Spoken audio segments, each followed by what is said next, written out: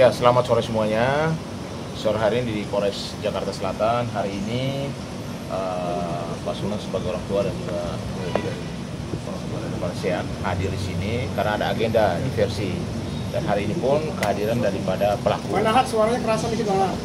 Jadi hari ini agendanya yang pertama ini ada agenda diversi dari Polres Jakarta Selatan. Karena pelaku yang melakukan kekerasan terhadap Sean itu sudah ditingkatkan statusnya dari sini ke tersangka, atau kalau di Undang-Undang Perlindungan Anak itu jadi anak berhadapan dengan hukum atau anak berkonflik dengan hukum. Jadi sudah tersangka, sehingga salah satu agenda dari perintah Undang-Undang Perlindungan Anak harus ada yang diversi. Maka tadi dari pihak Polres yang memfasilitasi ada lembaga-lembaga anak juga hadir di sini, dan juga dari pihak sekolah tadi hari juga Bapak Kepala Sekolah hari juga, dan juga dari pihak pelaku. Tapi orang tuanya tidak hadir, didampingi oleh kuasa hukum dan juga tantenya. Artinya hari ini kami dari PH dari korban dan juga keluarga sangat kecewa. Karena memang selama ini hampir 7 bulan, etikat baik daripada keluarga si pelaku ini memang nggak ada sama sekali gitu. Bahkan berkali-kali korban itu ada pemeriksaan ke rumah sakit atau tidak ada respon, WA kayak tanya keadaan, sikap, nggak ada sama sekali. Sampai akhirnya hari ini pun diundang secara resmi oleh pihak kepolisian Polres Jakarta Selatan untuk juga tidak hadir. Perlu informasi bahwa ternyata pelaku ini ada orang tua kandung dan orang tua angkat yang saat ini diadopsi selama hampir kurang lebih 15 tahun. Sedangkan orang tua kandung juga tidak merespon juga dari undangan Polres. Orang tua angkat apalagi katanya sibuk kerja gitu loh. Jadi benar-benar membuat keluarga kecewa, dan hari ini akhirnya karena orang tuanya tidak hadir di sini, kami anggap bahwa orang tua tidak bertanggung jawab, sehingga perkara ini akhirnya dilanjutkan. Artinya proses hukumnya tetap berlanjut ya. Jadi tadi sudah disampaikan oleh keluarga korban, Bang Sunan dan juga Bu Hedi juga, bahwa ini kita dipermainkan itu loh. Selama 7 bulan ini psikologis kita dipermainkan. Bagaimana bisa anaknya sudah melakukan tindakan kekerasan tapi orang tuanya tidak ada merespon sama sekali gitu loh.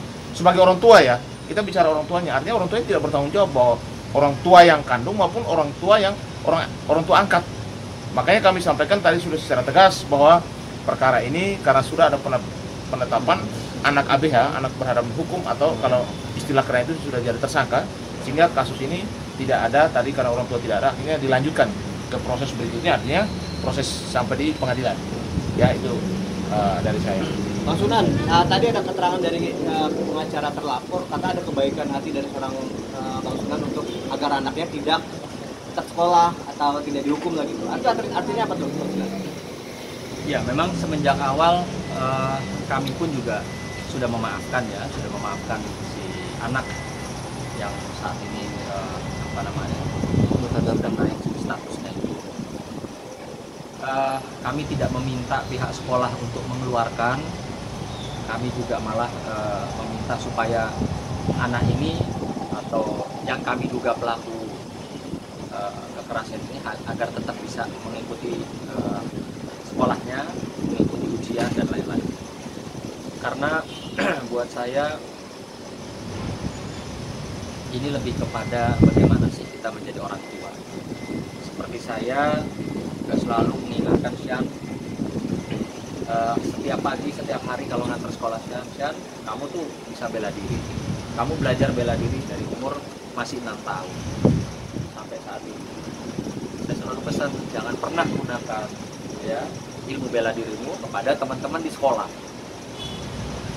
Alhamdulillah anak saya ini mendengarkan nasihat saya setiap hari, sehingga tadi sama-sama kita bahas di acara diversi tadi bahwa terlihat terekam jelas di CCTV bahwa Sean diserang berkali-kali tapi tetap diam ya, hanya bertahan, tidak istilahnya merespon untuk melakukan balasan, sampai akhirnya memang sudah keterlaluan. Jujur saya hari ini sangat kecewa yang luar biasa. Kok ada ya orang tua yang dimana hari ini adalah momen penting untuk anaknya, baik itu anak angkatnya, anak kandungnya, ini adalah hari momen penting atau final dimana anak ini bisa lanjut ke persidangan atau bisa selesai dengan baik secara kekeluargaan hari ini. Namun demikian, saya juga harus menguatkan hati kami sekeluarga bahwa kalau orang tua kandung atau orang tua angkatnya saja tidak menghormati hukum, tidak mendampingi anaknya, ya buat apa kami melakukan istilahnya mencabut laporan. Jadi tadi kami sudah bahas, sudah sepakati. Saya juga sudah menyampaikan kepada si anak yang diduga sebagai pelaku ini bahwa bukan kami jahat sama kamu, nak, bukan kami marah sama kamu, bukan. Tapi kami kecewa dan apa ya, luar biasa kok ada seorang anak yang saat ini sedang berkonflik dengan hukum, ya tidak didampingi oleh orang tuanya sama sekali, baik itu bapak ibu angkat maupun bapak ibu kandung. Ini sudah betul-betul apa ya, satu peristiwa yang buat saya pribadi juga turut prihatin dan menyedihkan. Tapi saya juga harus mengajari Syad bahwa ini loh konsekuensi hukum. Saya juga tadi memberi merangkul anak tersebut, bersama istri saya juga merangkul anak tersebut, bahwa ini konsekuensi hukum yang harus dihadapi dan dilalui ke depan. Mohon maaf ya nak, saya bilang, bukan om jahat sama kamu, ya. Kami minta proses ini berlanjut ke meja hijau. Tadi anak itu juga sudah ya om, anak itu ya cukup tegar walaupun tidak didampingi orang tua. Dari anaknya sendiri, tapi tadi ada permintaan maaf itu nggak? Maksudnya dia menyesali perbuatannya terhadap saya? Kalau buat saya tadi lebih dari kata-kata permintaan maaf, tapi selama hampir 1 jam nangis terus ya. Tadi sempat saya juga sampaikan bahwa ya udah, kita tidak usah bicara sedih-sedih di meja ini, tapi bagaimana ya kita semua mendapatkan pembelajarannya, edukasi hukumnya seperti apa. Dia berbuat, melakukan, ya dia bertanggung jawab, baik itu didampingi orang tuanya ataupun tidak didampingi orang tuanya. Bang, sedikit menyamakan aja bang, waktu pertama kali abang respon bilang Sean diserang ya, ada banyak orang yang terlibat ya dalam penyerangan itu, kronologi. Tadi pengacara bilang murni man to man atau satu lawan satu, itu gimana tuh bang? Enggak, jadi bukan man to man sih ya.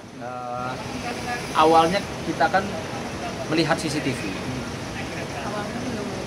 Bukan, maksudnya saya kan nggak tahu kalau si Sean dipegangin tangannya, apakah itu bagian dari kelompoknya si yang kita duga pelaku atau temennya Sean yang mau melerai, kan gitu.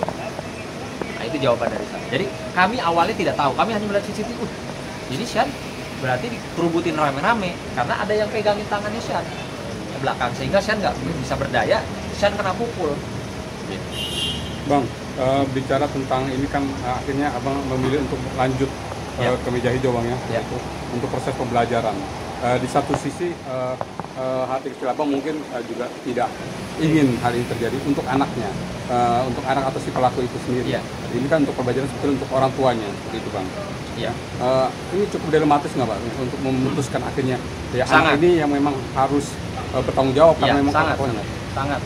Tadi juga saya setelah selesai acara diversi, saya samperin anak itu, saya berikan dia semangat lah ya.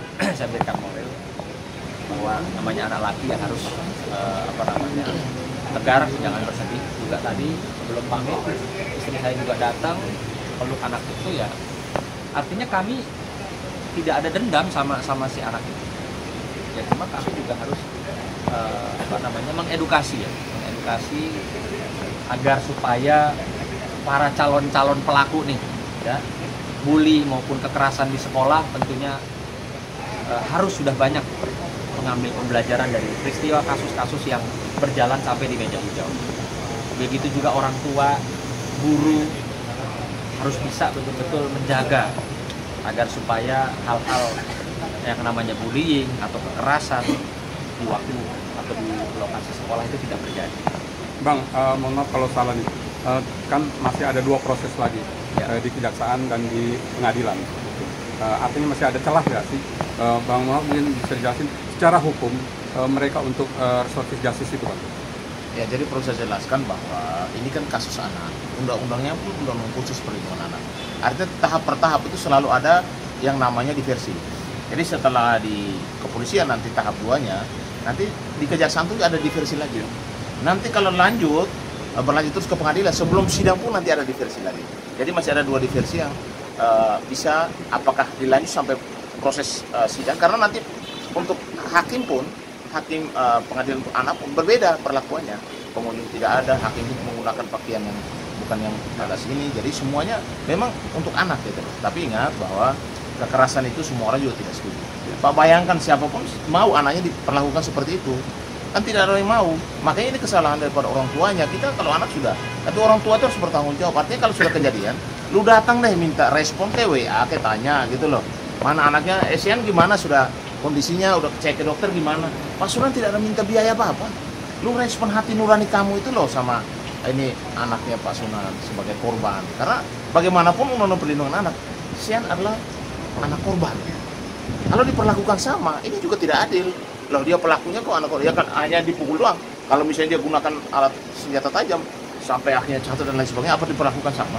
Ini juga tidak adil itu. Makanya kita sampaikan bahwa kita menghormati namanya undang-undang, kita harus jalani itu. Tapi itu pertanyaan tadi bahwa diversi itu akan 3 kali, di kepolisian, di kejaksaan, dan di pengadilan sebelum sidang.